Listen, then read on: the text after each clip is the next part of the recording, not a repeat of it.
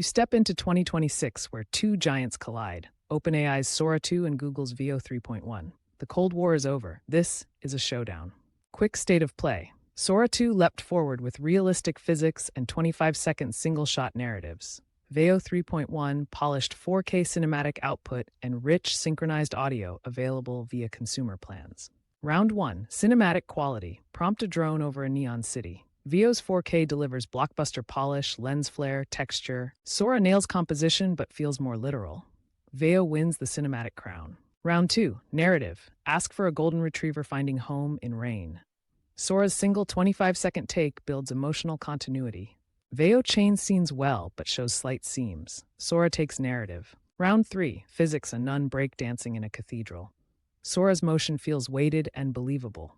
Veo struggles with limb consistency. Sora dominates realism. Round 4. A comedian's punchline. Veo offers technical precision. Sora generates natural ambiance. Veo edges audio. Final round. Accessibility. Veo's $19.99 tiers beat Sora's $200 Pro for heavy creators. Verdict: no universal winner. Choose Sora for story and physics, Veo for polish, audio, and value.